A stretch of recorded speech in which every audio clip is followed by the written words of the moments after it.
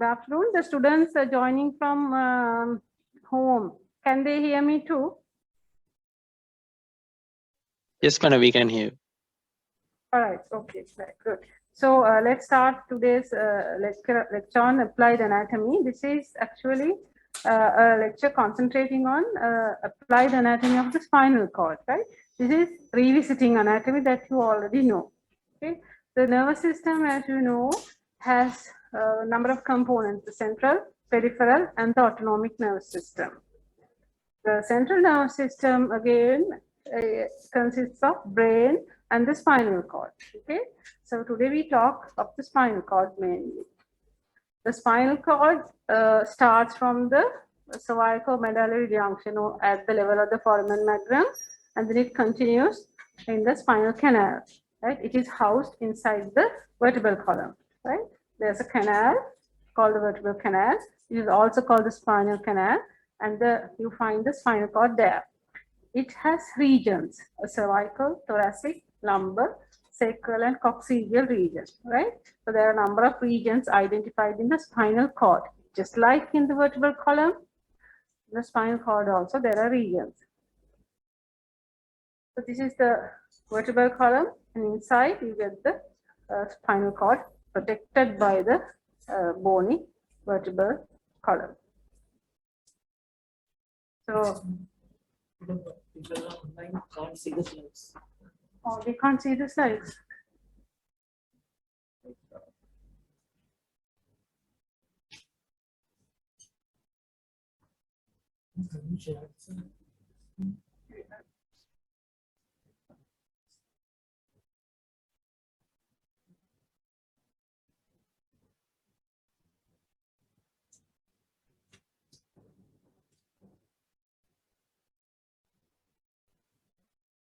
Can you see now?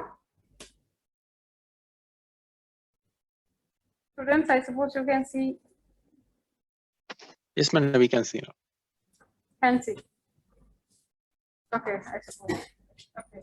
So sorry about that. Basically, the learning outcomes. Okay, let me go back a few slides. So the spinal cord consists of different regions: cervical, thoracic, lumbar, sacral, and coccygeal. And the spinal cord is housed inside the vertebral canal. Inside the vertebral canal, you get the spinal canal, or the vertebral, inside the vertebral cord, vertebral column, you get the spinal canal or the vertebral canal. Inside that canal, you get the spinal cord. Okay, so terminology, don't confuse. So these are the learning outcomes for today. You will be able to describe the structure of the spinal cord with the aid of a diagram, a cross section. And inside in the cross section, you should be able to label the main ascending and descending tracts. And also, we will outline the blood supply of the spinal cord, and we'll have a look at revisit neuroanatomy seen on CT and MR, basically radiological anatomy. Okay. So the spinal cord, I said, is housed in the vertebral column, right, in the spinal canal. In the fetus, it occupies the entire length of the vertebral canal, but it is not so in adults. By birth, it is seen up to the level of the third lumbar vertebra, that is L3. So if you do lumbar puncture in a newborn, you know the difference of levels, okay, where and where you should not find the spinal cord. In adult, you know that it goes up to the lower border of L1. So if this is L1 and if this is L2, it will end somewhere here. After that, what you get is called the cauda equina. Right? Like a horse's tail, you get the lumbar and sacral nerves hanging down. Okay. So describing the structure of the spinal cord, there is a gross appearance and an internal structure. So as far as the gross appearance is concerned, it is a cylindrical structure with two enlargements. Remember the brachial plexus? Corresponding to the brachial plexus, you get a cervical enlargement, and then there's a lumbar enlargement. So the end of the spinal cord, or the inferior part, the lowest part, kind of tapers down like a cone. Okay, this is called the conus medullaris. Right, so that ends at L1, and after that, the cord just does not kind of is supported, right? It is not unsupported. It is supported by the filum terminale, which, as you know, is the pyometer that covers the cord. Okay, so it's a fine filament-like structure with some little bit of strength also, and it gets attached to S2, the second sacral segment. Okay. So I said the spinal cord has regions. What I meant was the spinal segments. Okay. So a spinal segment is the area of the spinal cord that gives origin to a single pair of spinal nerves. For example, C1 segment gives rise to C1 spinal nerve, right? So they are in pairs. So essentially, the spinal cord is a segmental structure. Okay, there are 8 cervical, 12 thoracic, 5 lumbar, 5 sacral, and 1 coxageal segment. 31 segments, 31 pairs of spinal nerves. The spinal nerves form part of the peripheral nervous system. Spinal cord is a part of the central nervous system. But the cord is no, we said the cord finishes. In fetus, it goes all the way down, but in adults, it finishes at L1. Okay? Because the cord is shorter than the vertebral column, the spinal segments do not correspond to the vertebra of the same number. Now, this is applied anatomy for you. That's an important thing to remember, right? When you work out spinal cord lesions or trauma to the spinal cord, the vertebral level does not correspond to the spinal segment, right? Other than at the very top. The lumbar and sacral nerves have to hang down. They come down, they have to come down, and they have to go out of the spinal neural exit foramina of the relevant vertebral level. Okay. Even before that, let's say, for example, in the lower thoracic region, you see the thoracic T6 to T12 nerves would have come way ahead. So they have to come down. They have to come down, and then they will exit at the corresponding vertebral level. So they exit at the corresponding vertebral levels, but the spinal segment do not correspond to the vertebral level exactly. Okay, I hope that is clear. This is a dissection, a prosected specimen of the lumbar region. Spinal canal has been opened into, and you can see the beautiful cord equina and the nerves going at different levels. Okay. This is a diagram showing something similar. There is a ventral root and a dorsal root housed inside this foramen, and then finally the nerve comes out. Okay. So cross section. Cross section, yes. The cross section is like this. If you are to draw the gross appearance, you get the vertebral body, spinal canal, then the spinal cord, ventral and dorsal roots, and the dorsal root ganglion, which is the neural exit foramina, and this is the spinal nerve. You can hear me, students, at the back. Can you? If not, we have support, IT support here. Can hear, right? Okay. Yes, we can hear, no problem. Thank you. So this is the cross section of the spinal cord.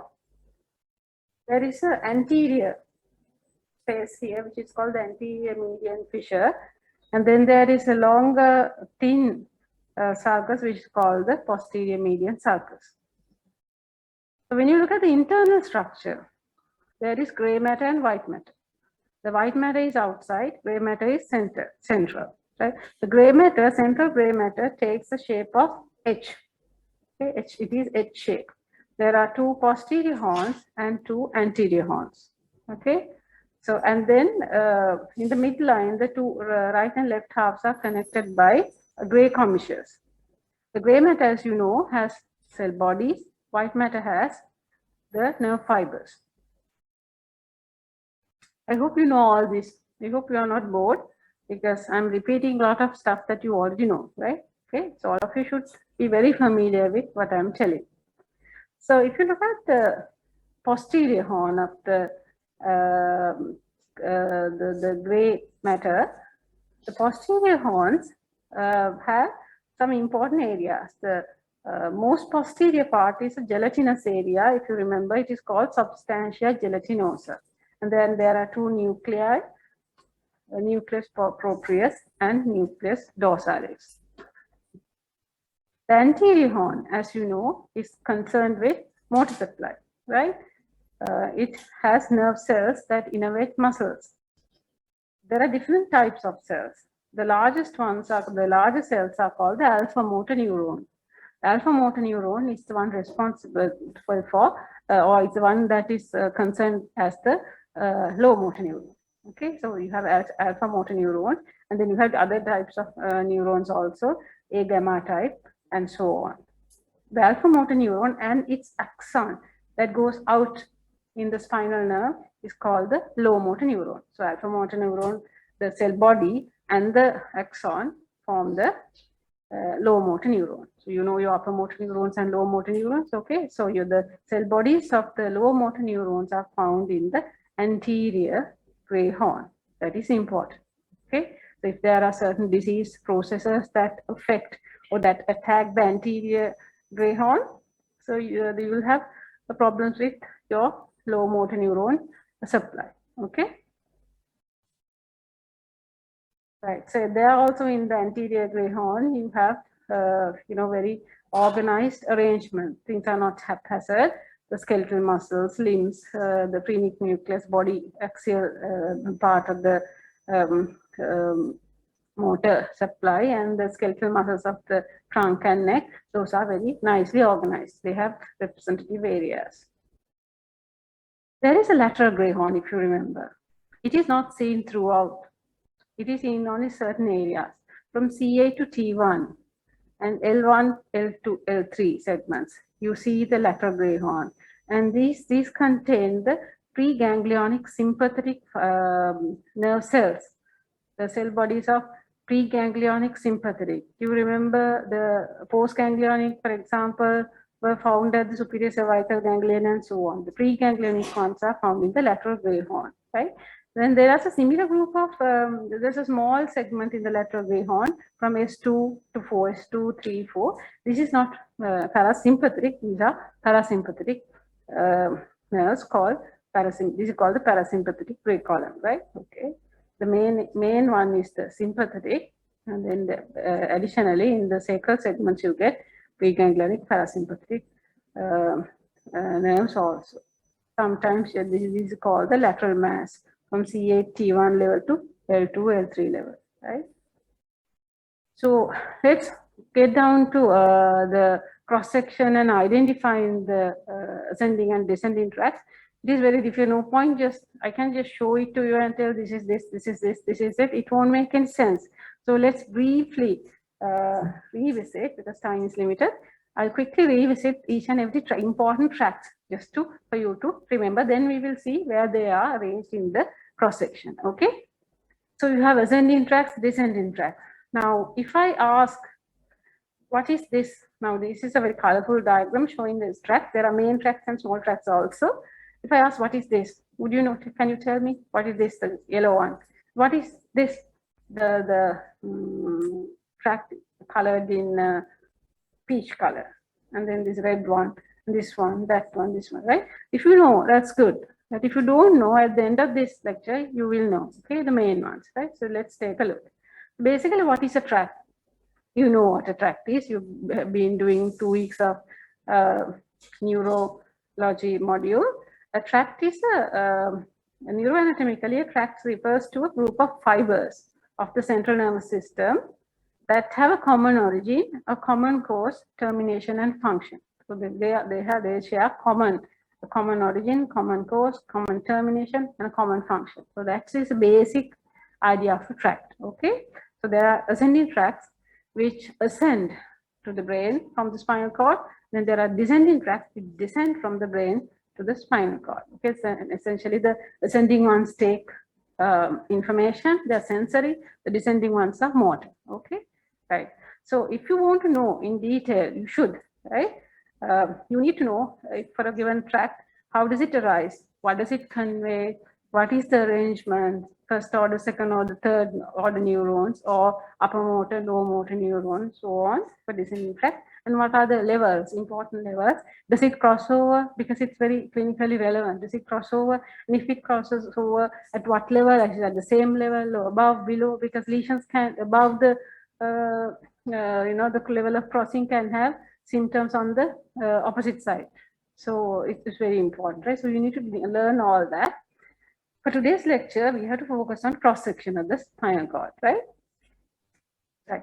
So let's talk about ascending tracts first. Okay. In ascending tracts, the arrangement is such that there is a first order neuron, a second order neuron, and a third order neuron. Okay. Descending tracts have upper motor neuron and a lower motor neuron, plus or minus an interneuron. I hope you know that. Okay. So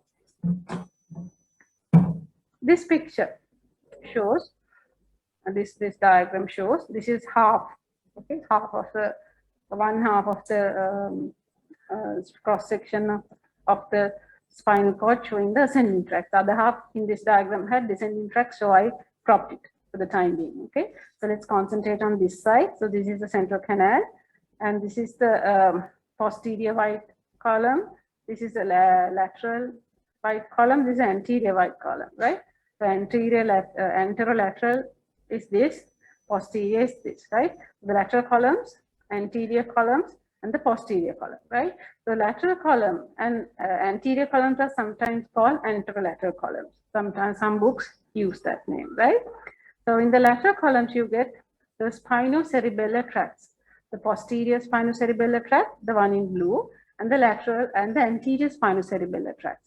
And additionally, very important tract called lateral spinothalamic tract, the lateral spinothalamic tract. In the anterior column, you get anterior spinothalamic tract. Okay, and there are other tracts like the spinotectal and the spino-olivary tract. Okay, right. We'll ask a question from one of these students. We'll ask this student here. Yes, what are the tracts that you find in the posterior columns? It's there in my slide. I saw you falling asleep. That's why I tried. I thought it's my duty to wake you up. Yeah. Yes. Posterior columns. What are the names of the? Give me the names of the tracts. There are two tracts. 1, 2. It's written there. Can you read it up? Fasciculus gracilis and fasciculus cuneatus. Good. Okay. So which one is medial? Which one is this one? Fasciculus gracilis. Which one is this one? Cuneatus. Okay, lateral. Right. Okay. So let's move. So the functions of the ascending tracts. There are a number of functions. The sensations that they carry: pain, temperature, touch, pressure, conscious proprioception, unconscious proprioception. Touch again. There are two types of touch: crude touch and fine touch, or discriminative touch. Okay, crude touch and discriminative touch. These are carried by two different tracts. And there is 2-point discrimination, vibration. Let's see which ones carry which sensations. Okay. So the anterolateral columns, we take two columns together. Anterolateral columns have the spinothalamic and the spinocerebellar. Okay. Let's talk about the spinothalamic. There is an anterior spinothalamic and a lateral spinothalamic tract. Okay. The anterior spinothalamic, let's start the lateral, which you are very familiar with. The lateral spinothalamic tract, as you know, carry which sensations? Pain and temperature. Yes. So this is for pain and temperature. What does the anterior spinothalamic tract carry? Crude touch and pressure. Okay, crude touch and pressure. Okay, the posterior and anterior spinocerebellar tracts, what do they carry? Proprioception, unconscious proprioception. Okay, the conscious proprioception is carried by the dorsal column. So anterior and posterior spinocerebellar, they go to the cerebellum. They don't go to the higher centers. So it's unconscious proprioception. Okay. So let's take a quick look. The lateral spinothalamic, we look a little in detail, right? So it has, when you talk of a tract, you start from the receptors. Okay. So it has peripheral receptors for pain and temperature, which would be the free nerve endings in this case. Okay, so we have free nerve endings in the peripheral organs, in the peripheral as the peripheral receptors where you feel pain and temperature. right? Then the first order neuron. The first order neuron can be a delta fiber or a C delta fiber. Some of these are fast, the A1s, A deltas, for example, they are fast conducting for sharp pain. C fibers are slow conducting for prolonged type of aching pain. So this neuroanatomy itself is so complex, right? So somebody who's done further studies into neuroanatomy would know much more than me, right? So it's very complex, right? So we are just talking of the broad outline, okay? So the first order neuron, A, delta, and C fibers, or as usually in the peripheral nerve system, in the spinal nerves, they enter via the dorsal root, right? They enter via the dorsal root, and the cell body of the first order neuron is in the dorsal root ganglion, as you know, okay? Right. Then the first order neuron in this tract comes. Can you get rid of this? You should have told me, right? That's better, okay? So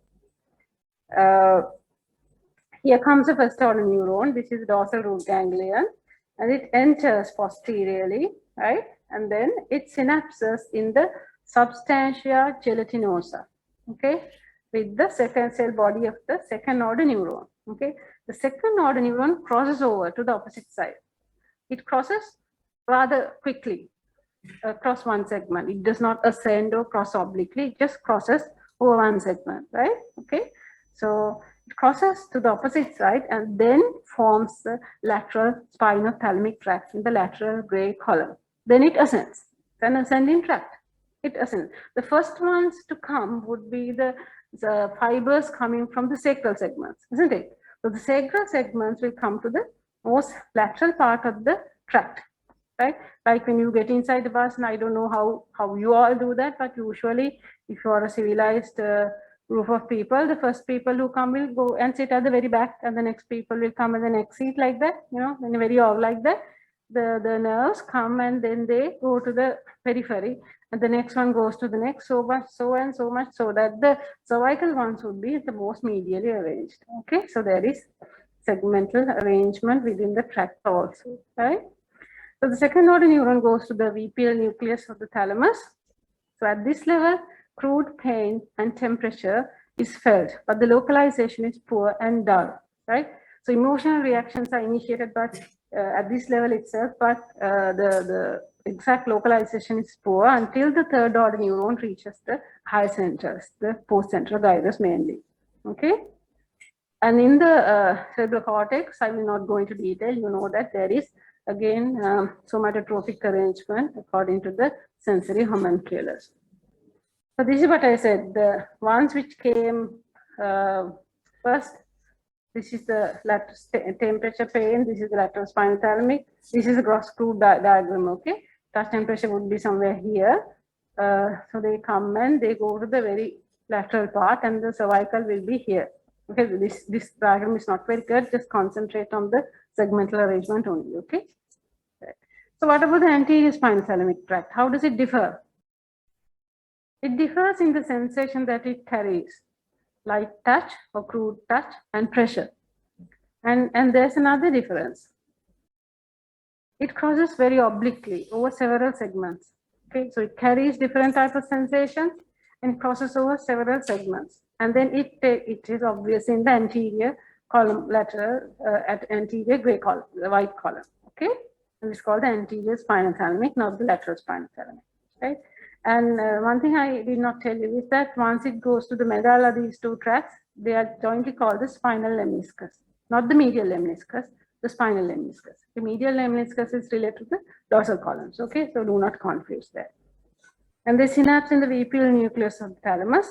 Crude awareness of touch and pressure at that level, similar to the lateral spinothalamic tract. Okay. So the spinothalamic tract. What is the other tract that we wanted to talk about? Main tracts we are concentrating the spinocerebellar tract. Okay. Fine. How many spinocerebellar tracts are there? Anterior and lateral. Okay. Anterior and lateral spinocerebellar tract. So again, the first order neuron comes from the dorsal root. This is the dorsal root ganglion, right? It comes there. Can you see it comes there? Here it's a little bit different, right? The second, the synapses here, and the second order neuron, the majority crossover, right? Majority crossover and form the anterior spinocerebellar tract. And then they ascend as the anterior spinocerebellar tract on the opposite side and reach the cerebellum, which is the destination, via the superior cerebellar peduncle. There are three cerebellar peduncles: superior, middle, and inferior. Okay. Whereas some of the structure fibers, they also ascend on the same side, and then they are the ones that are called the posterior spinocerebellar tracts. Okay, so the anterior ones has the crossed fibers, the others has the posterior has the uncrossed fibers. Okay, so there's a difference. Okay, so it goes it does not go to higher centers actually. So it's basically the tract stops at the cerebellar level. That is why I said spinocerebellar tracts are concerned with unconscious proprioception. Okay, unconscious proprioception. There are other tracts which you would like to read about. One of them is the spino-reticular tract. Any guesses where that would stop at? Destination? Reticular formation of the brainstem. Okay. Then there is this other tract called the spinotectal tract. Right? It goes to superior colliculus in the midbrain. You've done the cross sections of the brainstem, okay, in the last lecture.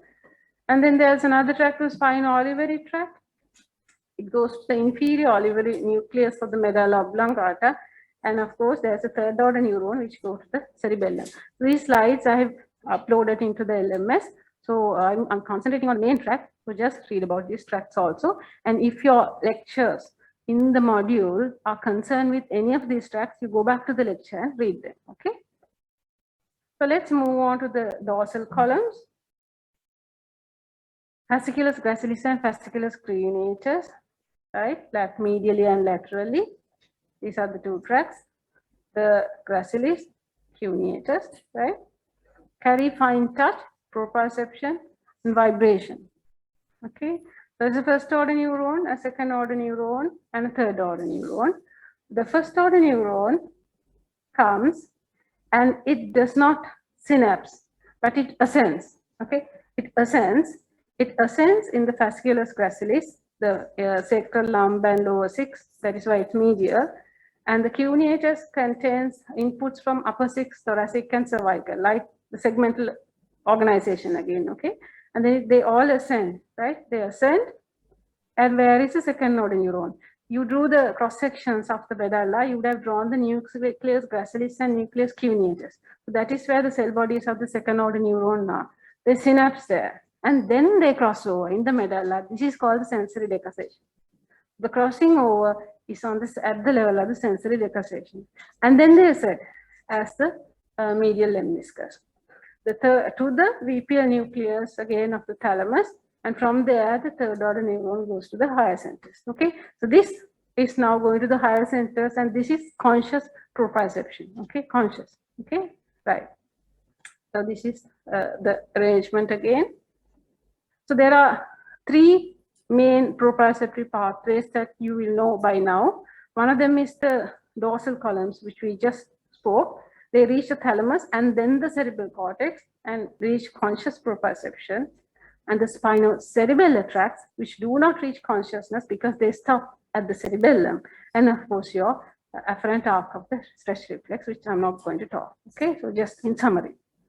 So in summary, now let's see, all of you should be able to draw the cross section of the spinal cord with the central canal in the middle, anterior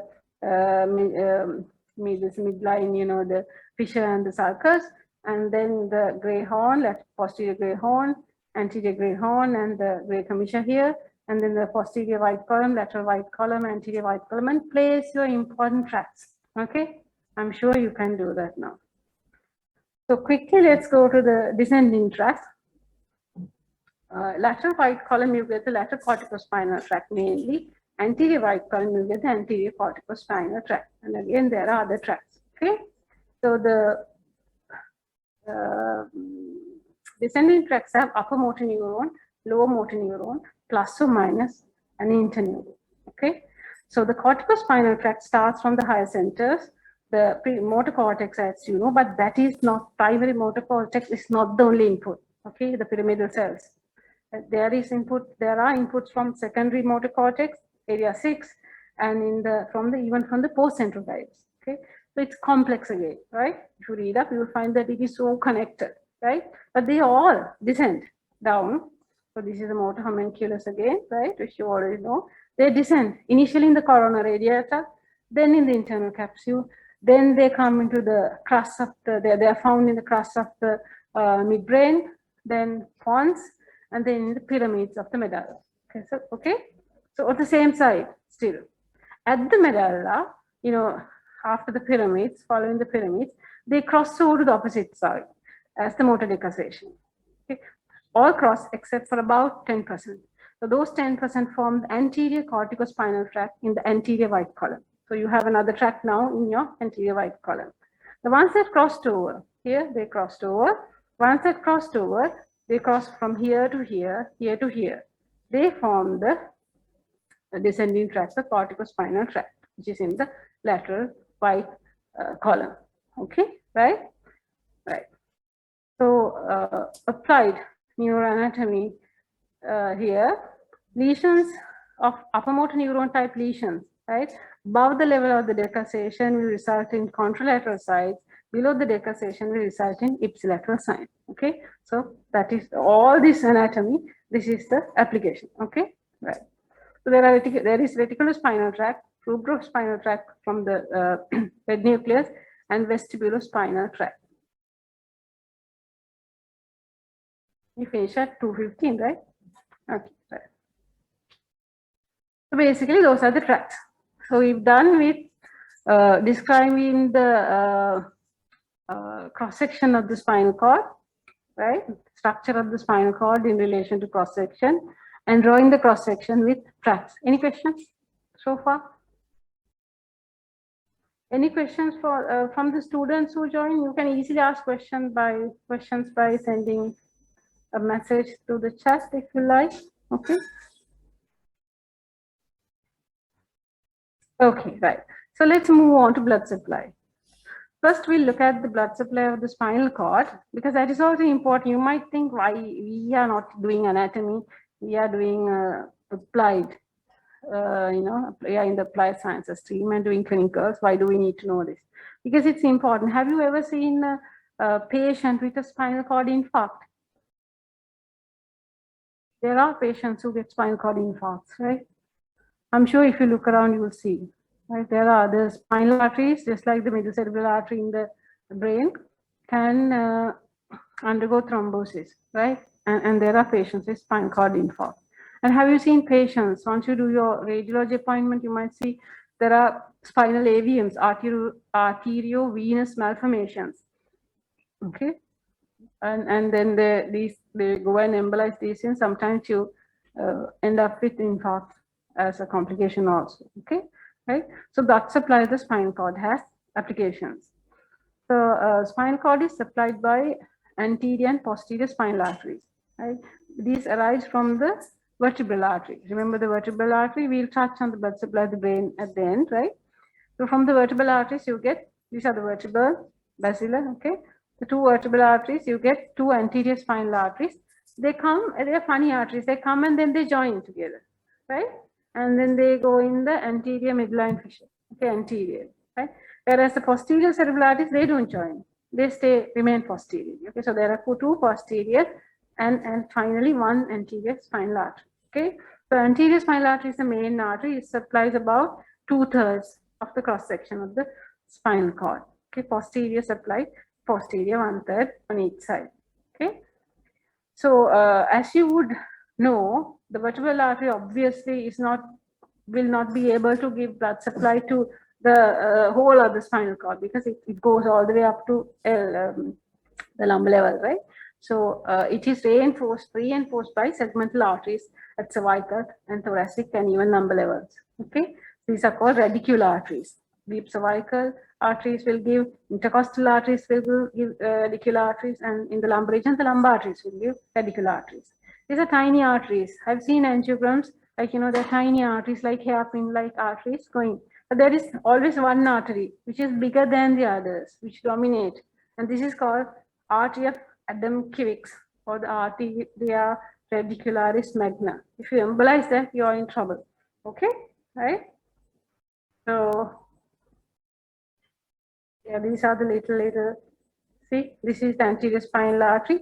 These are the little segmental branches that go to reinforce that, okay? So this is the cross section showing the segmental blood supply. It is not 100% segmental, but it is segmental actually, right?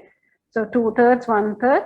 This 2/3 is supplied by the anterior spinal artery, and of course, anterior spinal artery infarcts can result in, now you get the owl's appearance. These anterior gray columns in infarct. They're like owl's eye on the. I don't write that down, right? Okay. So that is not very important. You get that appearance because they turn abnormal and they stand out white. Okay, that's called the anterior spinal artery infarct, right? Okay. All right. So then the venous reasons drainage is important because no, these are valvulus and you can end up with metastasis. These are not the spinal cord but on the vertebral bodies. So that's the spinal cord for you. We've discussed a little bit of blood supply, important aspects of blood supply. Now I have been given the objective of covering blood supply to the brain and imaging, right? Imaging, I think all of you are quite fluent because you've seen so much starting from the first year. But let's just have a talk about MRI mostly, okay?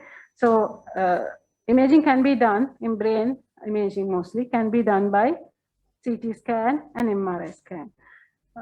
MRI gives a lot of soft tissue information, right? So it is not the preferred modality by any means, but it gives a lot of information. It's not really available and it's difficult to, feasibility is less, but when you really need it, we request it, right? And it shows beautiful anatomy. And similarly, when anatomy is clear, pathology also becomes clear, okay? Right.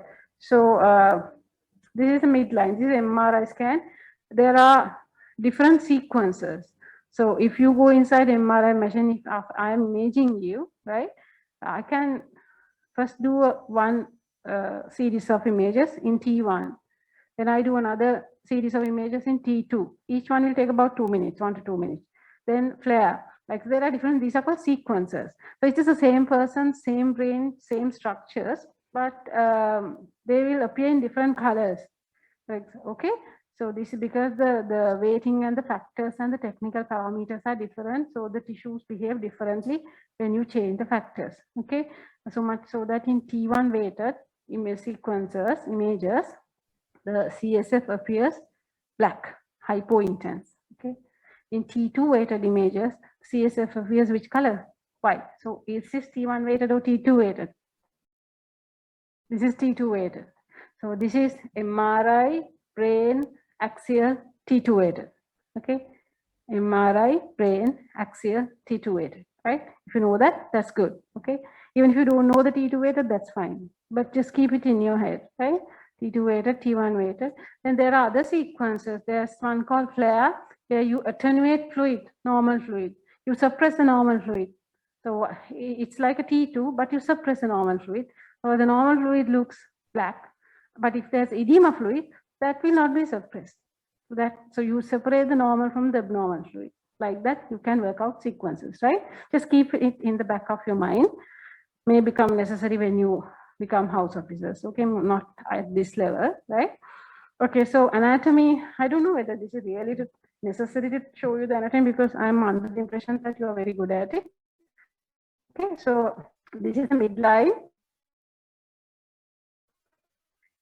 Don't walk away from the podium, otherwise I could have asked one of you. That will disturb learning for people who are at home, right? Okay, this is the ventricular system.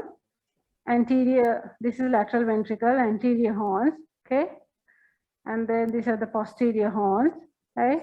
Midline, and obviously sulci with extraxial CSF spaces here, the sulci, the gyri, okay, and some relevant areas, important areas which we did not focus when we were in first year. would be here at this gray matter structure here. You can see it separate gray matter and white matter, okay, on MRI. So the gray matter structure here is the caudate nucleus, okay. Know that, it's important, right? The bulge of oval-shaped gray matter seen in this cross-section is called the thalamus, okay? Or thalamus is, this is thalamus, you know the thalamus, and that is how it looks, okay? And this, let's see, this one, this kind of, not triangular, but you know, lentiform shapes thing is the lentiform nucleus, okay? So between the caudate nucleus and the lentiform nucleus, you get the anterior limb of the internal capsule. Between the thalamus and the lentiform nucleus, you get the posterior limb of the internal capsule. And this is the genu. The internal capsule is anterior, genu, and posterior. Okay. This image is, oh, this is not at all good. My computer is much better. The projection is not so good, right? Maybe the people who are joining from home might be able to see better, hopefully. Never mind. Okay. Right. So this is, what is this section? We'll ask one of the students. Yeah. This is not X, this is brain MRI, T2 because the CSF is white. What is this section? Coronal, yes, this is coronal. And the coronal across which levels the coronal can be in? Here, here, here, here, there. At what level is this? What are these structure? What part of the ventricle is this? These are the anterior horns, okay? At the level of the anterior horns, okay? So third ventricle is just coming. If you did one little bit posterior, you will see the third ventricle, sit like third ventricle, okay? Right? So on either side of the third ventricle, you get the thalami. See, the orientation is different now. Same structures, right? So corona radiata will be somewhere here. This is the lentiform nucleus. And then this is the same picture I showed you. So you get the, this is very anterior, but if little posterior, you get the corona radiata coming here, and then, you know, the internal capsule and so on. And this is the pons. These are the cerebral peduncles. Okay. This is taken at the level of the interpeduncle system, quite anterior in the brainstem. Okay. That level. These are the temporal lobes. Okay. Right. So this would be either the frontal or the parietal. Okay. It's difficult to tell from one. I would not expect you to know. Right. So when you draw that, if you get it here, it's frontal. If you go a little bit posteriorly, then it would be the parietal. Right. This is definitely not occipital. Okay. Right. Sagittal is obvious. It's something that we give first year students very frequently, right? This is the corpus callosum, rostrum, body, splenium, okay? And then you get the fornix here, okay? And then this is because this midline, you do not get the thalamus, right? This this is third ventricle actually, right? There's a structure called massa intermedia, the interthalamic adhesion, right? And this beautiful structure here is this little one. This is the optic chiasm and the tract. Okay, midline structure. Okay, and then that's the mammillary body, right? Pons, sorry, midbrain, pons, medulla. This is midbrain, and this is the aqueduct. So this is the superior colliculus and inferior colliculus. Can't see them separately in this one, right? Tectal plate. And then you get the aqueduct coming here. This is a fourth ventricle, superior medullary velum, right? Cerebellum. So this has to be the tentorium. This is the infratentorial compartment, supratentorial compartment, right? This is the pons. This CSF is black here. Did you notice that? It's a T1 weighted MRI, brain, sagittal, T1. Okay. If you know that, that's enough, right? Okay. This is a pituitary fossa, And what is this? Sphenoid sinus. See, air is black, water is black in T1, both. Air is black for technically, if you go to MR physics, it's because it does not contain many hydrogen ions, so the signal is less. Water is black because of the sequence. Okay. Even the cortical bone is black because it has hydrogen ion, but they don't oscillate with the radio frequency signal. So there are reasons why different structures take different colors. Okay. Right. So this is the spinal cord. See, this is the C1 anterior arch, posterior arch. This is the dense. This is atlantoaxial joint here. Okay. So this is the foramen magnum level. cervical, we call this a cervicomedullary junction. If you read radiologist reports, you will tell cervicomedullary junction, normal, no herniation of the tonsil. These are the things that they write. Okay, so all that can be seen. Another one, similar picture. Civil one again T1 way. See, they're different. They don't all look the same. When you go to your clinical, look at normal, right? Just because you have finished your basic sciences, when it comes to imaging, don't stop. Don't just look. Try to look at the abnormal. Always train your ear with the normal chest X-ray, normal MRI, brain, normal CT scan. That will be very important, right? Then only when you see an abnormality, it strikes. This does not look good. Okay. The same thing. This is a zoomed up image showing the same structures. Spinal cord imaging. Spinal cord imaging has advanced so much that on MRI, there is this sequence, or not a sequence, there's this protocol called the pan spine. It looks as if the machine has acted in one go, taken whole imaging of the whole spine, which is not so. But it takes segments and then it merges. It images by segments. The machine moves like this, and the camera or whatever the receptors, they move, and then they image section by section by section, and then they merge to may form one picture. When you look at one impression, it's very clear, a lot of things. And in the selected regions, we can do axial cross section selectively. Okay, so this is whole spine MRI. CSF, can you see? One, you can count. This is dens. We go by the shape of the dens. So this C2, 3, 4, 5, 6, 7. There are only 7 cervical vertebrae, isn't it? So the next one has to be T1, 2, 3, 4, 5, 6, 7, 8, 9, 10, 11, 12. So this is T12. L1. See, the spinal cord finishes at that level, just below that. Okay. Then 2, 3, 4, 5. Like I may have counted wrong, right? Anyway, this is the sacrum. This is L5, S1. Okay, right? You can image a spinal cord. This is called MRI spine. Okay, basically we are concentrating on the spinal cord, MRI spine. Okay, so we can do cervical spine, thoracic spine, lumbar spine, or sacral spine separately. Generally, we do lumbar sacral spine together and cervical spine. Dorsal spine, it does not, we rarely do that, not rarely, uncommonly do that, unless we do the whole spine, okay? Because that is, when you realize that when you go to ward, depending on how common lesions are in which areas, right? As such, okay? This is a cross section of the cervical level, thoracic level, lumbar level, lower lumbar level, okay? See, the things that you learned in your anatomy, not so important now, but you can see still, right? The shape of the cross section, kidney shape, right? At lumbar level, this is a disc actually, right? Taken through this disc, maybe L1, L2 probably.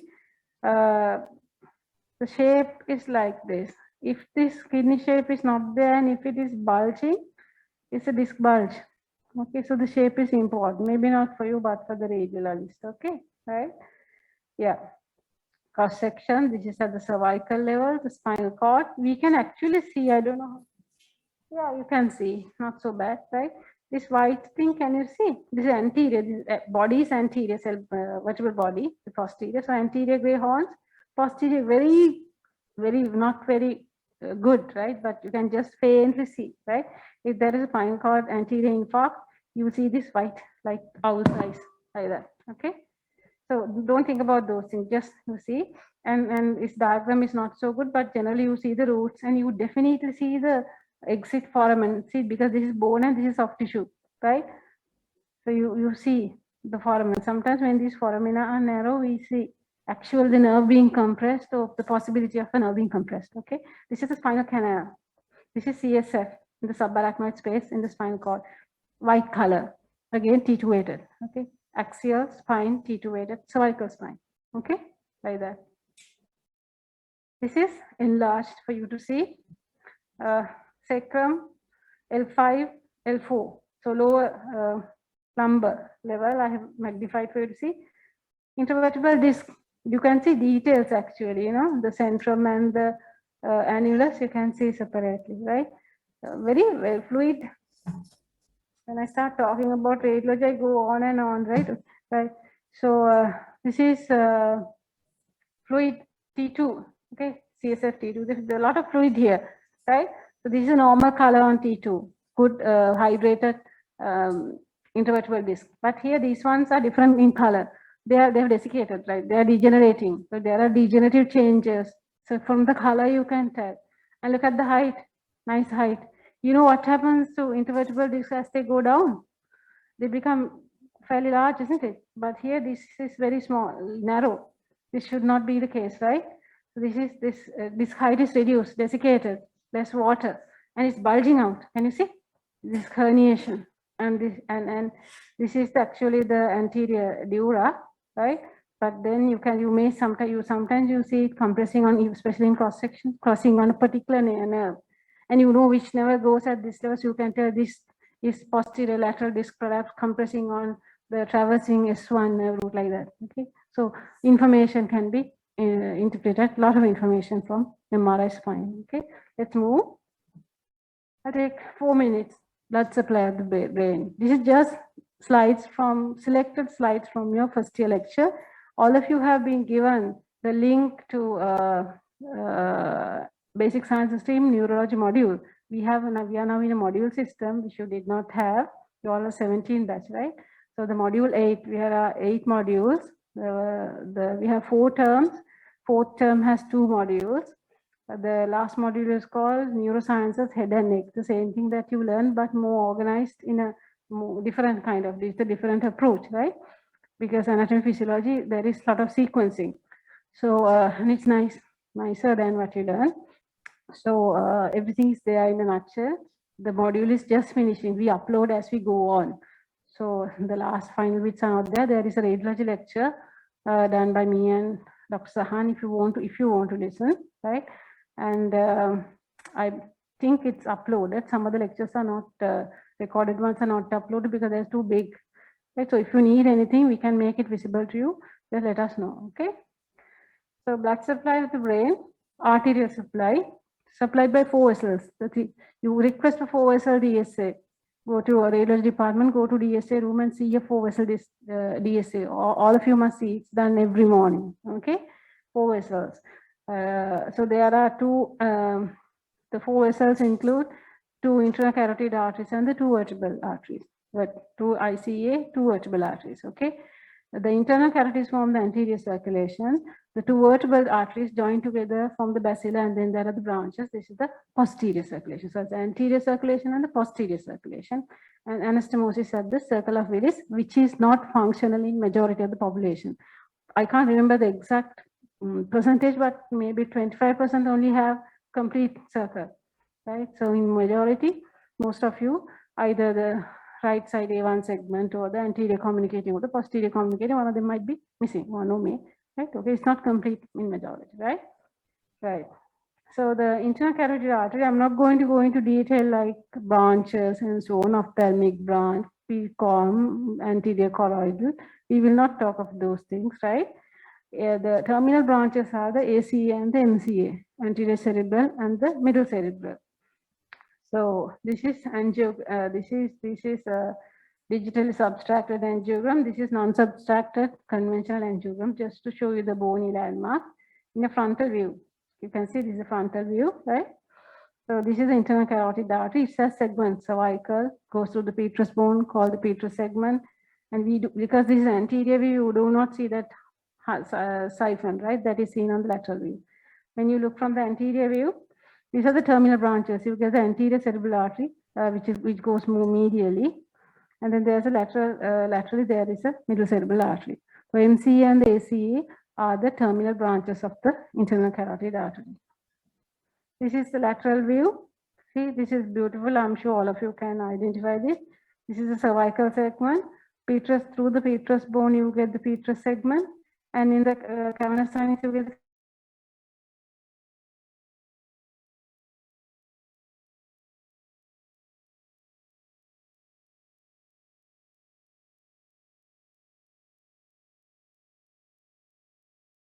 Okay, so these are the many branches, and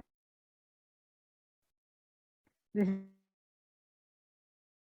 the anterior cerebral artery. Go the anterior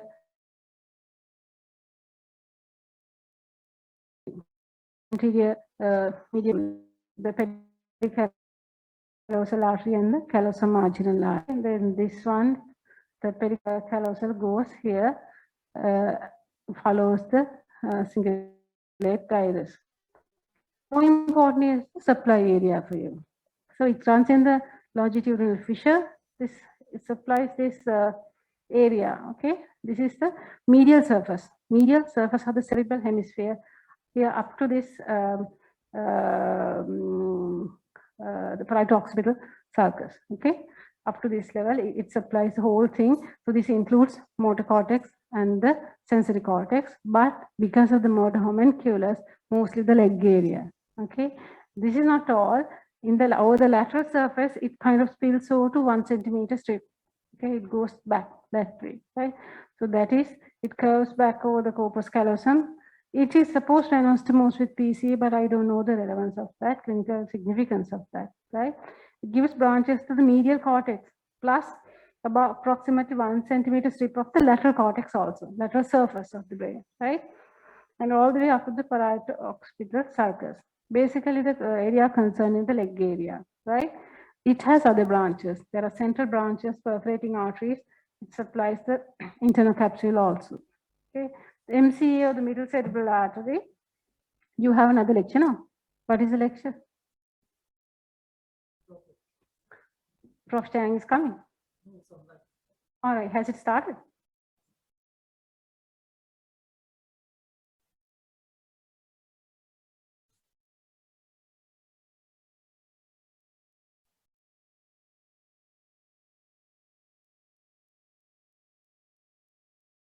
You just check and let me know, right? So middle cerebral artery is the main artery. It supplies the entire lateral surface except the area of the ACA and the occipital pole. Huh? All right, okay. So I'll finish this, right? Posterior circulation is vertebral basilar system. These are the images, right? So the supply areas of the posterior cerebral artery and the vascular territories, right? Circle of wheels we have discussed, you already know. PCOM is important, right? And another important area is the blood supply to the internal capsule, right? So I have uploaded these slides and I'm sure you can refer to them, right? That's it. Right, okay, you can, I'm going to stop share, right?